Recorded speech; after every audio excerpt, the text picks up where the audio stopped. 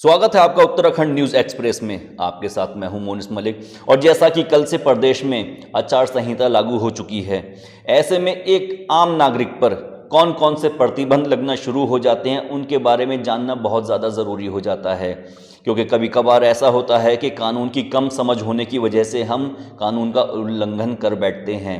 तो आज हम बात करेंगे ऐसे उन नियमों पर, ऐसे उन जो कानून हमारे ऊपर प्रतिबंध लगाती है उन बातों पर जो कि आचार संहिता में आते हैं। तो जैसा कि हमने डिस्कस किया कि कल से आचार संहिता लग चुकी है, ऐसे में कहीं पर भी 5 या इससे अधिक लोगों का इकट्ठा होना पूरी तरह से प्रतिबंधित रहेगा। अब किसी स्थान पर 5 से ज़्यादा लोग इकट्ठे नहीं हो सकते। यह आदेश पुलिस कर्मचारी, ड्यूटी पर तैनात लोगों के लिए, धार्मिक स्थलों के लिए, स्कूल, कॉलेज, विद्यालय, हालांकि अभी तो कोविड टाइम चल रहा है, कोरोना का टाइम है, स्कूल कॉलेज लगभग बंद ही हो रहे हैं, शांतिपूर्वक जा रही शव यात्राओं के लिए, उद्योग धंधों में काम करने वाले लोगों के लिए, व्यावसायिक प्रतिष्ठानों के लिए और जो दुकानों में काम करते हैं ऐसे लोगों पर लागू नहीं होगा। यह आदेश मतदान समाप्ति से 48 घंटे पूर्व समाप्त होने वाले तथा घर घर जाकर प्रचार किए जाने पर लागू नहीं होगा। इसके अलावा जो पूजा स्थल होती हैं जैसे मंदिर, मस्जिद, गिरजाघर, गुरुद्वारा, इनका उपयोग निर्वाचन के लिए नहीं किया जाएगा। निर्वाचन की तिथि को मतदाता पर्चियों के माध्यम से चुनाव प्रचार करना, मतदाता को प्रभावित करने का प्रयास पूरी तरह से प्रतिबंधित रहेगा। किसी भी उम्मीदवार द्वारा अन्य उम्मीदवार या उसके समर्थकों के पुतले लेकर चलने, उन्हें सार्वजनिक स्थानों पर जलाने तथा इस प्रकार का अन्य विरोध प्रदर्शन कार्य नहीं किया जाएगा। चुनाव प्रक्रिया को बाधित करने का प्रयास नहीं होगा, पूरी तरह से प्रतिबंधित रहेगा।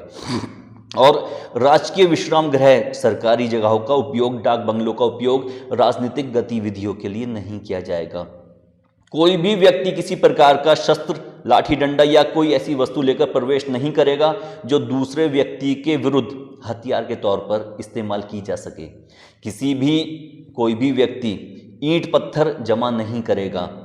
शस्त्रों का प्रदर्शन पूरी तरह से प्रतिबंधित होगा। यह प्रतिबंध सिख धर्म के मानने वालों और ऐसे व्यक्तियों पर लागू नहीं होगा जो सिख धर्म को फॉलो करते हैं। बीमार लोगों के लिए या विकलांग लोगों के लिए लाठी रखने की अनुमति होगी। किसी सक्षम अधिकारी की अनुमति के बिना राजनीतिक दल बैठक, लाउडस्पीकर, रोड शो, जुलूस, जनसभा, जलसे, वाहन रैली आदि आयोजित नहीं करेंगे।